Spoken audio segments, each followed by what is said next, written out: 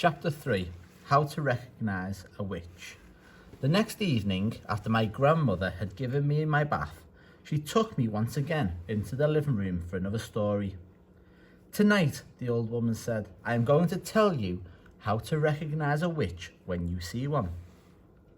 Can you always be sure? I asked. No, she said, you can't, and that's the trouble. But you can make a pretty good guess. She was dropping cigar ash all over her lap, and I hoped she wasn't going to catch on fire before she told me how to recognise a witch. In the first place, she said, a real witch is certain always to be wearing gloves when you meet her. Surely not always, I said. What about in the summer when it's hot? Even in the summer, my grandmother said. She has to. Do you want to know why? Why? I said. Because she doesn't have fingernails. Instead of fingernails, she has thin, curvy claws, like a cat, and she wears the gloves to hide them. Mind you, lots of very respectable women wear gloves, especially in winter, so this doesn't help you very much. Mama used to wear gloves, I said. Not in the house, my grandmother said.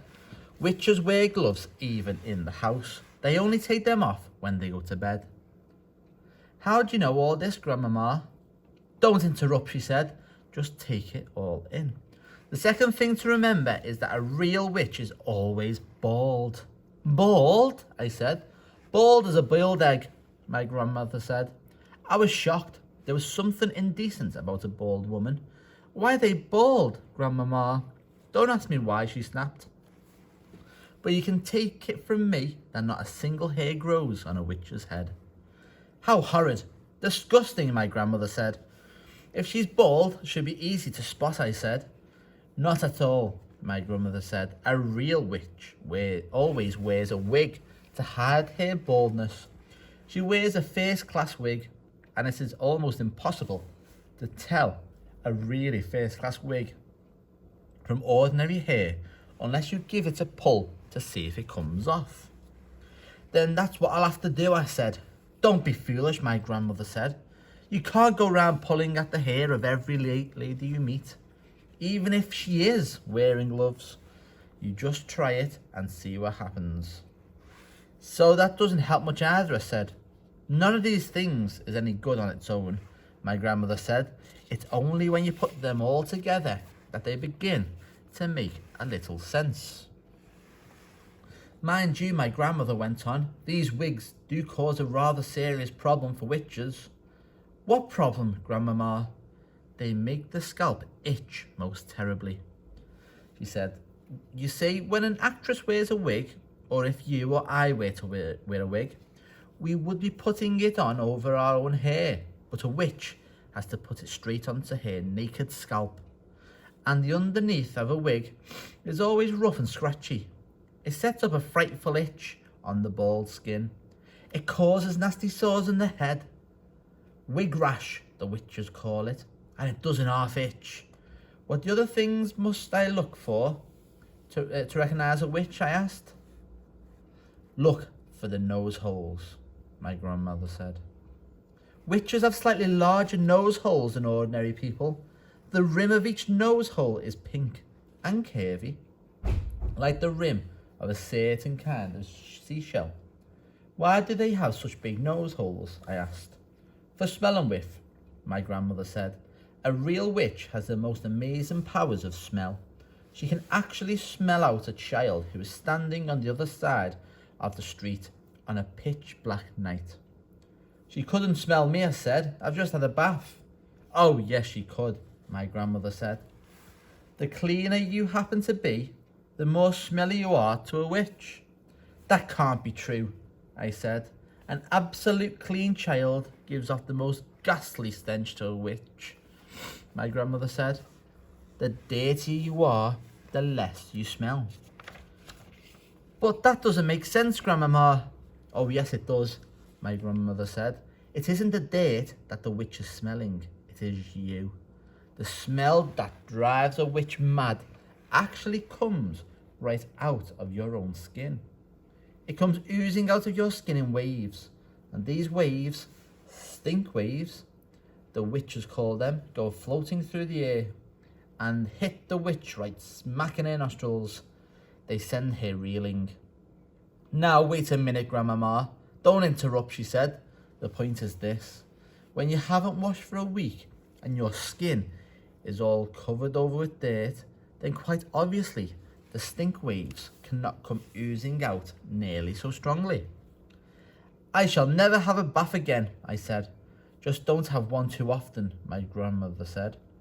Once a month is quite enough for a sensible child. It was at moments like these that I loved my grandmother more than ever. Grandmama, I said, if it's a dark night, how can a witch smell the difference between a child and a grown-up? Because grown-ups don't give out stink waves, she said. Only children do that. But I don't really give out stink waves, do I? I said. I'm not giving them out at this very moment, am I? Not to me you aren't, my grandmother said. To me, you are smelling like raspberries and cream. But to a witch, you would be smelling absolutely disgusting. What would I be smelling of, I asked. Dogs. Droppings, my grandmother said. I reeled. I was stunned. Dogs? Droppings? I cried. I am not smelling of dogs' droppings. I don't believe it. I won't believe it. What's more, my grandmother said, speaking with a touch of relish, to a witch, you'd be smelling of fresh dogs' droppings. That simply is not true, I cried. I know I am not smelling of dog's droppings, stale or fresh. There's no point in arguing about it, my grandmother said. It's a fact of life. I was outraged. I simply couldn't bring myself to believe what my grandmother was telling me. So if you see a woman holding her nose as she passes you in the street, she went on, that woman could easily be a witch. I decided to change the subject. Tell me what else to look for in a witch, I said. The eyes, my grandmother said. Look carefully at the eyes, because the eyes of a real witch are different from yours and mine. Look in the middle of each eye, where there is normally a little black dot. If she is a witch, the black dot will keep changing colour, and you will see fire, and you will see ice dancing right in the very centre of the coloured dot. It will send shivers running all over your skin. My grandmother leaned back in her chair and sucked away contentedly at a foul black cigar. I squatted on the floor, staring up at her, fascinated. She was not smiling. She looked deadly serious. Are there other things? I asked. Of course there are other things, my grandmother said. You don't seem to understand that witches are not actually women at all. They look like women, they talk like women, and they are able to act like women. But in fact, they are totally different animals. They are demons in human shape. That is why they have claws and bald heads and queer noses and peculiar eyes, all of which they have to conceal as best as they can from the rest of the world. What else is different about them, Grandmama?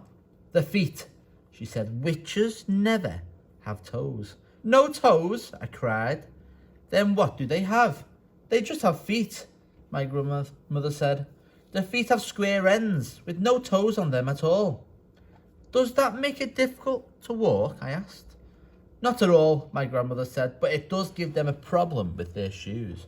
All ladies like to wear small, rather pointed shoes, but a witch, whose feet are very wide and square at the ends, has the most awful job squeezing her feet into neat little pointed shoes. Why doesn't she wear wide comfy shoes with square ends? I asked. She dare not, my grandmother said. Just as she hides her baldness with a wig, she must also hide her witch's feet by squeezing them into pretty shoes. Isn't that terribly uncomfortable? I said. Extremely uncomfortable. But she has to put up with it.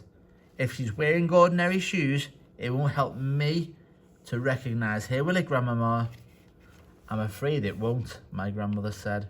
You might possibly see her limping very slightly, but only if you were watching closely.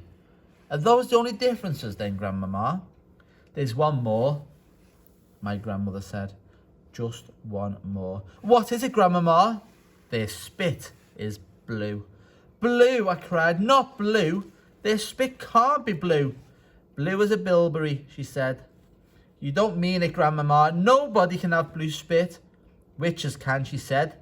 Is it like ink? I asked. Exactly, she said.